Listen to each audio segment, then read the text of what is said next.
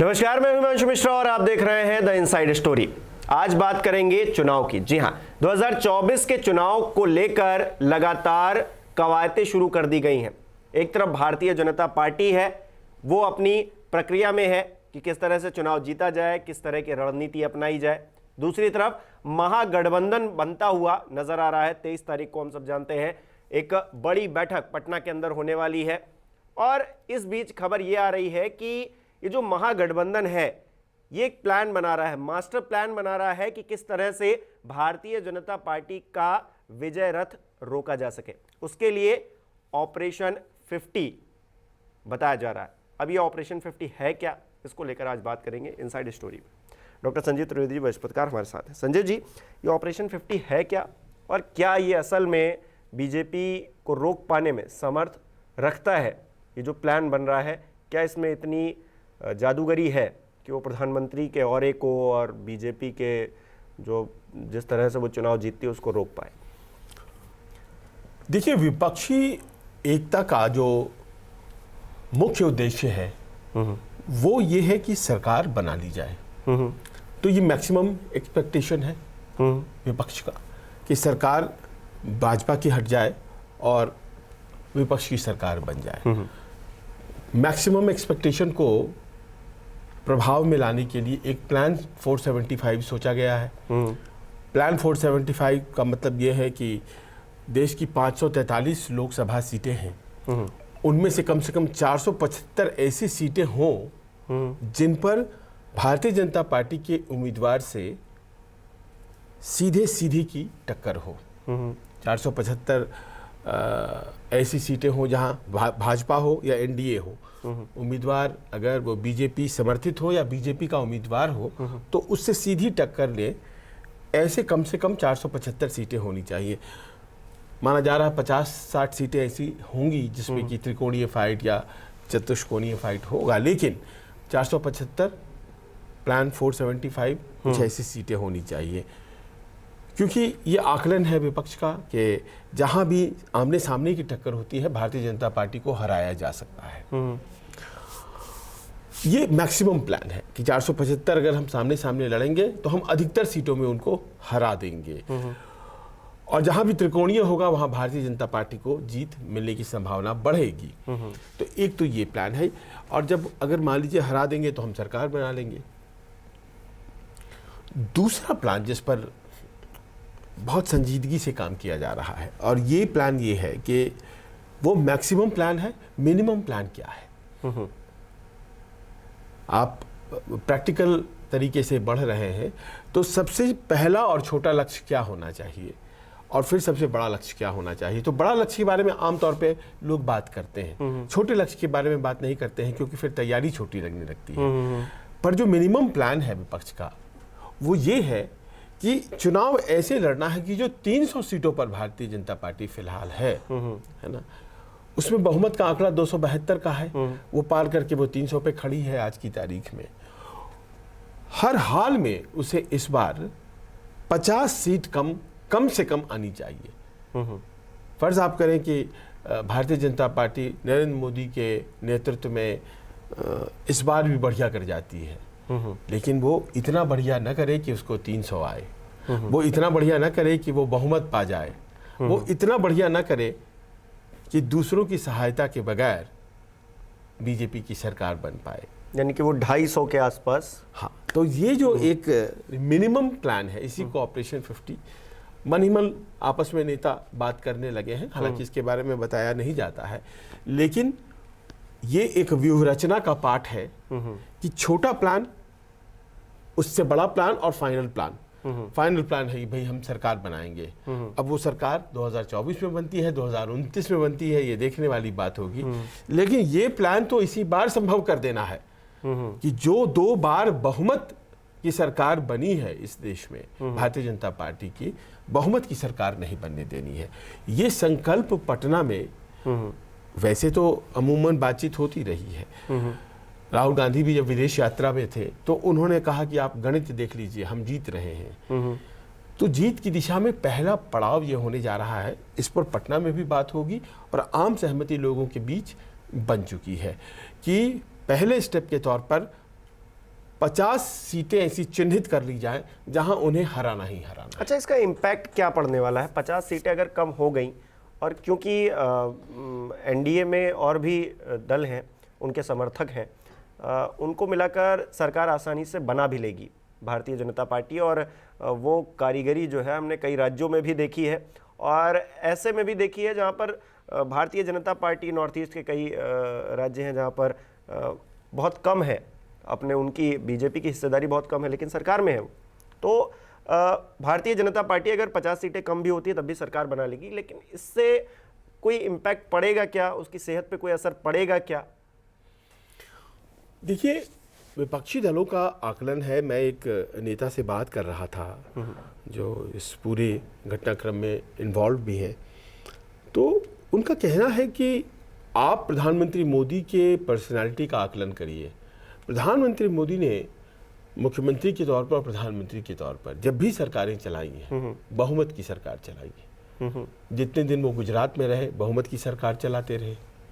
2002 के चुनाव से लेकर 2007 और 2007 के चुनाव से लेकर 2012, फिर 12 में चुनाव और फिर से बहुमत, और उसके बाद फिर वो दिल्ली चले आए 2014 में, फिर से बहुमत, पहली दफा बहुमत मिला था। 1984 के बाद पहली दफा बहुमत 2014 में आया।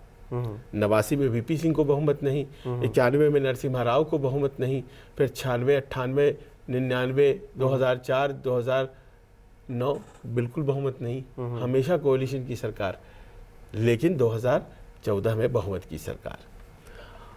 तो उनका जो एक पॉलिटिकल कैरेक्टर है वो है बहुमत की सरकार को चलाने का। उनकी जो स्टाइल है वो बहुमत की सरकार चलाने वाली स्टाइल है।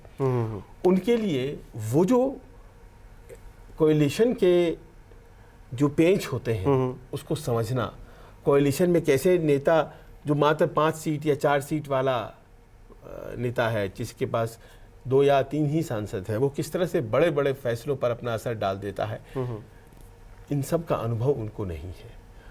और अगर वो बहुमत की सरकार नहीं बना पाते हैं तो ये एकदम तय है कि ये सरकार पूरी अपनी अवधि पूरा नहीं कर पाएगी, वो नहीं चला पाएंगे जिस स्टाइल में वो काम करते हैं। तो हम यही बात अगर महागठबंधन के लिए कहें कि किसी एक पार्टी को, वो भले ही कांग्रेस हो या कोई भी हो, उसको अगर बहुमत ना मिले, क्योंकि अब बात तो हो रही है कांग्रेस 200 सीटों पे लड़े, तो वो तो बहुमत के आंकड़े पे लड़ ही नहीं रही है, और इसके अलावा कोई बड़ी पार्टी है नहीं, तो वो जो कॉम्बिनेशन बनेगा वो लॉन्ग टर्म चल पाएगा?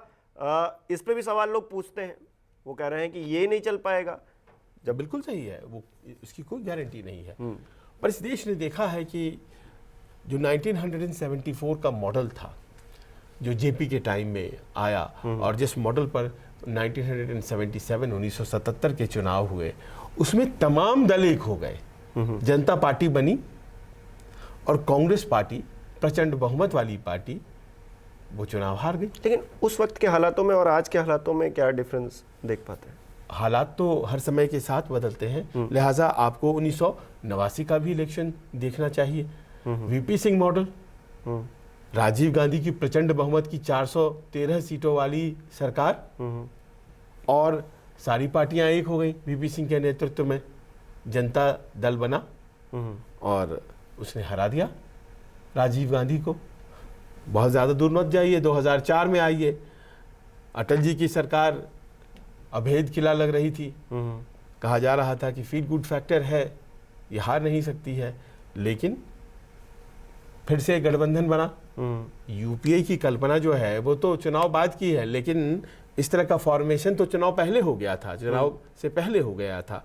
सोनिया गांधी जब घूम घूम करके नेताओं से मिल रही थी और उन्होंने एक गठबंधन तैयार कर लिया था, तो वो चले न चले, वो सरकार पूरी अवधि चले न चले, लेकिन अगर इस तरह की गठबंधन का की जो एक कल्पना है वो साकार हो जाती है, तो सामने वाली सरकार को हिला देने में, बहुमत की सरकार को गिरा देने में इतिहास साक्षी है, हमेशा से सफल रहे हैं।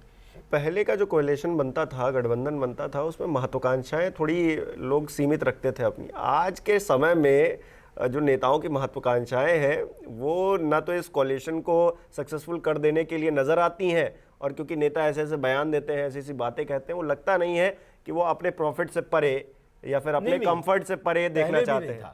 ये पहले भी नहीं था। आप कल्पना कीजिए कि 1977 में बड़ी मुश्किल से कांग्रेस को सत्ता से हटाया गया और वो सरकार 3 ही साल चल पाई। वहां भी आपस में मतभेद हो गए। मोरारजी प्राइम मिनिस्टर रहे, ये बहुत लोगों को स्वीकार नहीं था। जगजीवन राम को स्वीकार नहीं था, और भी लोगों को स्वीकार नहीं था। वो सरकार गिर गई, वो सरकार गिर गई। चौधरी चरण सिंह आ गए, वो तो सरकार चला भी नहीं पाए। आप कल्पना कीजिए कि वीपी सिंह की सरकार नहीं चल पाई ना, उसने गिरा दिया राजीव गांधी की सरकार। महत्वाकांक्षा, वहां पर चंद्रशेखर थे, वो चाहते थे कि वो बने भी 4 महीने के लिए, सरकार नहीं चला पाया। मतलब कि गठबंधन में एक जो व्यक्ति है, जैसे कि आपने यूपीए का एग्जांपल लिया 2004 का, एक व्यक्ति मजबूती के साथ बहुत ज्यादा सीटों के साथ हो तो उसके साथ लोग जुड़े रहेंगे। अगर ये कोalition बनता है कि थोड़े इधर से थोड़े उधर से थोड़ा थोड़ा करके जो एक जो घड़ा भरने का प्रयास होता है, वो कहीं ना कहीं फिर बन नहीं पाता। उसके बाद देखिए 2004 का उदाहरण है। 2004 में यूपीए का गठन हुआ और उसके बाद सरकार बनी तो 2009 तक चली वो। 2009 में फिर से गठबंधन की सरकार बनी और वो 2014 तक चली। तो 2 आपको ऐसे उदाहरण हैं जो पूरे 10 वर्ष चलाए। उसके पहले अटल जी ने, लेकिन उसमें अटल जी ने भी जो 98-99 में चुनाव हुए और 23 दलों का गठबंधन बनाया एनडीए, वो भी 2004 तक चली। उन्होंने खुद से 6 महीने पहले चुनाव करवाया था, वरना सरकार तो चल रही थी। तो गठबंधन चलाने की जो कला होती है वो नेतृत्व की स्वीकार्यता पर होती है। और आज की तारीख में भी भारतीय जनता पार्टी का जो नेतृत्व है उसे स्वीकार करने वाले गैर भाजपा दल हैं। अकाली दल है जो तैयार है साथ आने के लिए, वाईएसआर कांग्रेस हमेशा साथ देती है, टीडीपी के साथ गठबंधन हो गया है भारतीय जनता पार्टी का, नवीन बाबू कभी विरोध नहीं करते हैं बीजेडी के, एआईएडीएम के साथ ही है। तो इन सब दलों से गठबंधन की बन सकता है, ऐसा नहीं है कि नहीं बन सकता है। उसे चला पाना ये सबसे बड़ा चैलेंज प्रधानमंत्री मोदी के लिए होगा, ऐसा विपक्ष का आकलन। महागठबंधन के लिए क्या चैलेंज? देखिए, महागठबंधन तो शिव जी का बारात शिव जी की जो बारात है उसमें तो सब लोग बस आ गए हैं कि भैया एक, देखिए क्या होता है ना कि एक पर्पस होना चाहिए, एक नारा होना चाहिए, एक नैरेटिव होना चाहिए। तो अपनी अपनी वजहों से सब आज की तारीख में बीजेपी से परेशान हो गए। कोई भ्रष्टाचार के इस मामले में गया, किसी को लगता है कि हमको दबाया गया जानबूझ करके, किसी के पीछे ईडी लगा। तो सबों को लगता है कि आज की तारीख में बीजेपी और मोदी जी की सरकार के कारण हमें परेशानी है। तो वो सब एक हो गए, तो पर्पस तो एक हो गया इनके पास। नैरेटिव ये है कि लोकतंत्र खतरे में है, एक सत्तात्मक समाज, एक सत्तात्मक पार्टी, ऑटोक्रेटिक मॉडल होता चला जा रहा है। अब इस नैरेटिव के आसपास सारे लोग जमा हो गए हैं। पिछले 4 साल में आपने कभी देखा कि सभी दल एक साथ हो जाएं? और मेरी जो जानकारी है उसमें सब कोई भी सैक्रिफाइस करने के लिए तैयार है, बस ये गारंटी उन्हें कोई करे कि इस चुनाव में वो मोदी जी को हरा पाने में सक्सेसफुल। भ्रष्टाचार का जो मामला है वो इस बार मुझे इसलिए थोड़ा सा अलग लगता है क्योंकि जब 2014 से पहले मैं इलेक्शन देखता हूँ, उस हवा को देखता हूँ, तो वहाँ पर सरकार पर भ्रष्टाचार का आरोप, सरकार काम नहीं कर रही, आम जनता को वो मिलना चाहिए लेकिन वो भ्रष्टाचारियों के हाथों में चढ़ा। आज भ्रष्टाचार का क्या मामला है कि किसी नेता के पास बहुत सारी रकम पकड़ ली गई है, तो उनके जो सुप्रीमो हैं उस पार्टी के, वो परेशान है। ममता बनर्जी शरीक है, बहुत सारे नेता हैं, तो वो भ्रष्टाचार का फॉर्म बदल गया है। अब इस बदले हुए फॉर्म में आम जनता, अगर मैं आम आदमी हूं और मैं ये देखूं, दोनों चीज़ें कंपेयर करूं, तो मुझे ये सरकार सही लगती है कि नेताजी के पास बहुत सारा इकट्ठा है। ये कोई अच्छी बात तो है नहीं, बिल्कुल नहीं है। और वो इस देश को नुकसान पहुंचा रहे हैं एक तरह से, तो हम बीजेपी के साथ क्यों ना खड़े हो? एक आम आदमी होने के नाते लोग सोचते हैं इस बात को। हाँ, पर दूसरा पक्ष ये भी है कि अब जिन्होंने डिफॉल्टर किया है उनको फिर से लोन मिल सकते हैं, खबर आई है ना, है ना। आम आदमी इस बारे में बहुत अच्छा तो महसूस नहीं करता है। आप एक छोटा सा घर खरीदकर ईएमआई पे डिफॉल्ट कर जाए तो घर छिन जाएगा, लेकिन अगर बड़े बड़े लोन लिए गए हैं और हेयर कट भी दिया गया, यानी कि आप कम पैसे दे दें, वो भी नहीं दे पा रहे हैं, तो कोई समझौता करके उनसे मामला अकाउंट बुक क्लोज करिए और नए लोन उनको साल भर बाद आप दे सकते हैं। ये तो कोई बात नहीं हुई।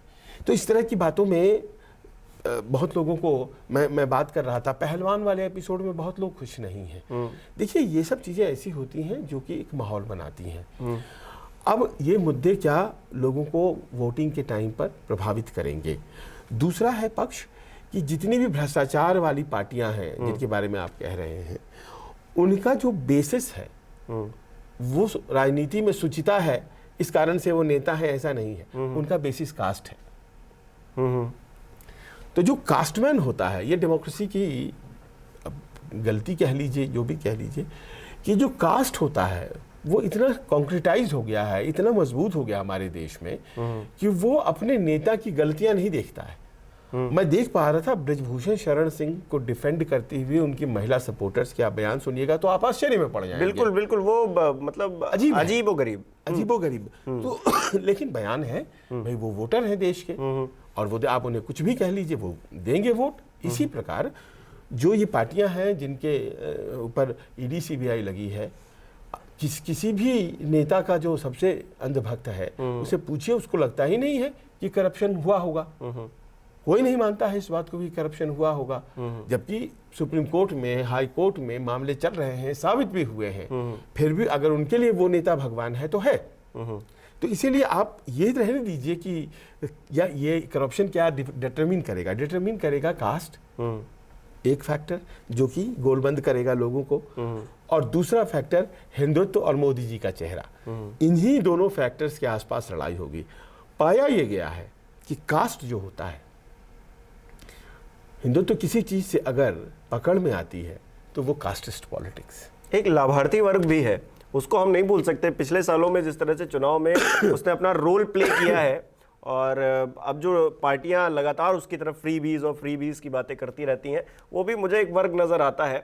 और ये जो ऑपरेशन 50 का जो जिक्र हो रहा है कि हम 250 पे सीमित कर देंगे भारतीय जनता पार्टी को, ये बड़ा रोल प्ले करने वाला है। क्योंकि बीजेपी आप देखिए, हिमाचल प्रदेश हो, वहाँ पे ओपीएस की बात करके, और कर्नाटका में किस तरह से जीत दर्ज की गई, 5 वादे, एमपी में भी वहीं 5 वादे। तो ये फायदा या नुकसान डिसाइड करेगा ये। आप बिल्कुल सही कह रहे हैं, और उसकी वजह ये है कि देखिए, आज बीजेपी सत्ता में आई है, लेकिन इस देश में जनसंघ और उसके बाद बीजेपी ने लोगों के बीच जो काम किया है उसी का असर है कि आज वो सत्ता में है। जाहिर है, वर्कर्स काम करते हैं तो सत्ता में आते हैं, तो उसका एक इलेक्टोरल डिविडेंड ये है बीजेपी के पास कि उसके पास 30 से 35% वोट आज की तारीख में है। राज्यों में या केंद्र का भी चुनाव होता है तो इतना वोट है उनके पास। वही वजह है जो कि पहले जनसंघ और उसके बाद भारतीय जनता पार्टी और इनकी जो मदर ऑर्गेनाइजेशन आरएसएस है, उनके लोगों ने काम किया, तो वो एक बेस तो बन गया है। लाभार्थी उसमें है, चुने गए हैं, जोड़े गए हैं, वो भी है। तो कोई ये नहीं कह रहा है कि ये 30-35% वोट जो है उनके कहीं जाने वाले हैं। ये वोट तो आएंगे। और मुझे अच्छी तरह से याद है कि जब राजनीति विखंडित थी और इस तरह के गठबंधन की बहुत ज़्यादा बातें नहीं हुआ करती थी, तो राज्यों में विधानसभा चुनाव में 28-29% वोट लेकर के लोग सरकारें बना दिया करते थे, क्योंकि बाकी सारा वोट जो था वो टूट जाता था, कई दलों में बट जाता था, तो लोग 30% जाते जाते सरकार बना लेते थे। अब की जो राजनीति थोड़ी बदल गई है।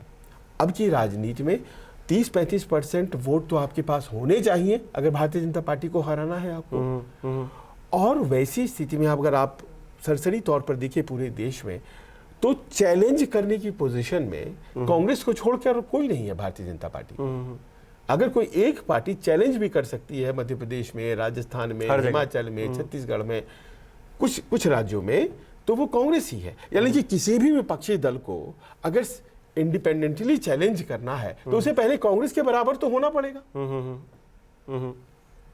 और वो होने में, कांग्रेस बनने में जितना समय लगता है, सही बात है, जितना समय काम करके भारतीय जनता पार्टी बनी है, वो तो एक बड़ी लंबी अवधि है ना, बिल्कुल। है ना। जितना कांग्रेस, ये आज़ादी के तुरंत बाद से ये पार्टियां काम कर रही हैं। आप उस कांग्रेस को छोड़ दीजिए जो आज़ादी के पहले थी, लेकिन आज़ादी के बाद ये दोनों पार्टियां लगातार काम कर रही हैं और तब जाकर के इनका बेस बना है।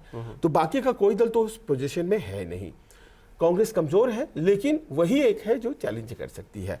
अब देखिए, कांग्रेस के समानांतर कुछ पार्टियां अलग अलग राज्यों में खड़ी हो गई हैं। महाराष्ट्र की बात कर लीजिए, और ऑपरेशन 50 कैसे संभव किया जाएगा उसके गणित में अब आते हैं। महाराष्ट्र में एनसीपी है, कांग्रेस से निकला हुआ दल और मजबूत दल, जो कि वेस्टर्न महाराष्ट्र में अपनी अच्छी पकड़ रखता है। हालांकि आज की तारीख में वोट परसेंटेज उसकी कांग्रेस से घट गई है। 18% वोट कांग्रेस को आए थे पिछले विधानसभा, 15% आए थे एनसीपी को, पर फिर भी 15 और 18 जुड़ेंगे। और इसमें जोड़िए आप शिवसेना, उद्धव गुट के वोट, अब ये आंकड़ा 50 पार हो जाता है। हाँ। जैसे ही 50 पार होता है, यह आंकड़ा 51 हो जाता है, तो उधर तो 49 रह गए ना। तो आप कितना भी वोट ले आए, 49 पे अगर आप रुकेंगे तो 51 वाले जीत जाएंगे। तो यहां ये जो गठबंधन है, ये गठबंधन 48 सीट है, 48 सीट बहुत होती है। महाराष्ट्र की 48 सीटें हैं, तो ये ज्यादातर सीटों पर ये गठबंधन अगर कायम रह जाता है तो बीजेपी के लिए मुश्किल हो जाती है। 48 सीट। बिहार चलिए, बिहार में 7 दलों के गठबंधन वाला एक सरकार अभी चल रही है। 7 दलों के गठबंधन में 3 प्रमुख दल हैं, जेडीयू, आरजेडी, कांग्रेस। बाकी छोटे छोटे दल लेफ्ट है। अब वो 7 दल हटा दीजिए क्योंकि मांझी जी हट गए, तो 6 दल हो गए। तो लेकिन ये 3 दल प्रमुख है। अब इन तीनों दलों के ये जो वोट शेयर अगर आप जोड़ देते हैं तो ये भी 50 पार हो जाते हैं। यहाँ भी भारतीय जनता पार्टी के लिए मुश्किल होती है, क्योंकि उनके साथ छोटे दल हैं। उनके साथ पासवान है, उनके साथ उपेंद्र कुशवाहा है, और उनके साथ अब जैसे मांझी जी चले जाएं या कुछ इस तरह से, तो उनके पास तो 35% वोट में ऐड करने वाले वोट्स उनके पास बहुत ज्यादा नहीं है। तो बिहार और महाराष्ट्र मिलाकर के 88। अब ये 88 जो है, ये किस प्रदेश का टक्कर है? उत्तर प्रदेश। उत्तर प्रदेश की 80 सीटों में ज्यादा सीट भारतीय जनता पार्टी जीतेगी, ऐसा विपक्ष का भी आकलन है। वो 2 बार का, और योगी आदित्यनाथ का अपना ट्रैक रिकॉर्ड, और वहां पर मायावती जी का साथ नहीं आने का संकल्प, वो भी देखा जा रहा है कि वो विपक्ष के वोटों को कैसे ध्रुवीकरण करती हैं। वो भी एक बहुत बड़ा फैक्टर रहने वाला है। तो ऐसे में जाहिर है कि वो वोट बैंक जो है, वो अगर टूटेगा तो वहां पर भारतीय जनता पार्टी को सफलता मिलेगी। लेकिन कहां घटेगा मामला? तो ये बिहार और महाराष्ट्र, और एक और जगह है बंगाल। बंगाल में अप्रत्याशित सफलता हासिल करते हुए पिछली दफा ममता बनर्जी के खिलाफ भारतीय जनता पार्टी ने 42 में से 18 सीटें ली, जो कि कल्पना से परे था। लेकिन जब तीसरी दफा जीत इस साल 2021 में जब हो गया, ममता बनर्जी की जीत जो हुई है, उसके बाद से जितने भी चुनाव हुए हैं जो लोकल लेवल के होते हैं, भारतीय जनता पार्टी का नाम लेवा नहीं रह गया है। वहां पर कांग्रेस ने भी पैठ बढ़ाई है, कांग्रेस, और वहां से लोग छोड़ रहे हैं। मैं बात कर रहा था, एक सांसद भारतीय जनता पार्टी के थे, वो बोले हम नहीं रह सकते हैं वहां पे। भारतीय जनता, टीएमसी ने ये स्थिति हमारी बना दी है कि हम भारतीय जनता पार्टी में रहेंगे तो मारे जाएंगे। नहीं, वहाँ खून खराबा और जिस तरह की स्थितियां हैं, रक्त रंजिश, तो वहां पर उस तरह की जो राजनीति है, उसमें बीजेपी के लिए अब लोग खड़े हों, ये बड़ी मुश्किल हो रही है। कुछ नेता हैं जो दिख रहे हैं, मजबूती से लड़ रहे हैं, पर जो जनमानस है उसमें क्या वही सपोर्ट है? कहते हैं कि पिछला विधानसभा चुनाव was the best opportunity for BJP, लेकिन वो अपॉर्चुनिटी लूज हो गई। अब लोग वहां पर, या तो वो लेफ्ट वाली राजनीति आ गई है और ममता बनर्जी के साथ है, तो वहां अगर सीटें घटती हैं, ये कोई अच्छी बात नहीं है कि इस तरह से लोकतंत्र चले। तो ये 2-3 राज्य जो हैं वो आराम से सीटों को घटाने में सफल होंगे, ऐसा आकलन है। उसमें कर्नाटक का ये जो ताजा चुनाव हुआ है, और कर्नाटक में अभी 29 में से 25 सीटें लेकर के भारतीय जनता पार्टी बहुत मजबूत स्थिति में, वहां भी घटोत्तरी हो सकती है। तो ये ऑपरेशन 50 का जो प्लान है, ये एक संभव plan, feasible plan Bharatiya Janata party के खिलाफ ऑपोजिशन को लग रहा है। और पटना में यहीं से शुरुआत, टेक ऑफ यहीं से करना है।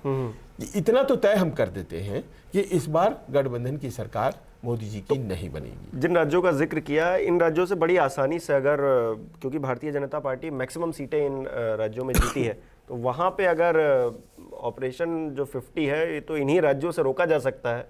बिल्कुल, मतलब अगर अच्छे से लड़ाई लड़ी गई तो 50 सीटें कम कर देना इन्हीं राज्यों से हो पाएगा संभव। और अगर ये ऐसा विपक्ष को लगता है, और बाकी जगहों पर तो ऐसा लगता है कि भारतीय जनता पार्टी एक सैचुरेशन पॉइंट पर है। जैसे मान लीजिए कि दिल्ली में 7 की 7 सीटें हैं, हिमाचल में ज़्यादातर सीटों पर, उत्तराखंड में ज़्यादा सीटों पर, हरियाणा में ज़्यादातर सीटों पर, गुजरात में सभी सीटें हैं, राजस्थान में 25-25 सीटें हैं, गुजरात में 26-26 सीटें हैं, वहाँ 28 में से 27 सीटें मध्य प्रदेश में हैं। तो इस तरह से उनका एक ऑप्टिमम लेवल हिंदी पट्टी में पहुँचे हुए हैं और साउथ में है नहीं। तो ऐसे में कहीं दिक्कत ना हो जाए, और वो दिक्कत की शुरुआत करने के लिए ये जो ऑपरेशन 50 जो है, ये टेक ऑफ पॉइंट जो है विपक्ष के लिए बनेगा। इस तरह की रणनीति बनाई जा रही है। चलिए देखिए, विजय रथ रोक पाता है महागठबंधन की नहीं रोक पाता है, ये देखना दिलचस्प रहेगा। और राज्य दर राज्य अपनी सीटें बचाने की कवायद में भारतीय जनता पार्टी है, लेकिन उसमें सेंधमारी की कोशिश का जो प्लान है वो 23 तारीख को और उभर कर सामने आएगा, जब विपक्ष की ये बैठक होगी। और इस बैठक के मंथन से क्या निकलेगा, ये हम आपको जरूर बताएंगे। फिलहाल आपको ये वीडियो कैसा लगा और आपको क्या लगता है कि जो ऑपरेशन 50 है, इसमें किस तरह से विपक्ष काम करेगा और क्या सफल हो भी पाएगा? कमेंट करके बताइए। बहुत बहुत शुक्रिया।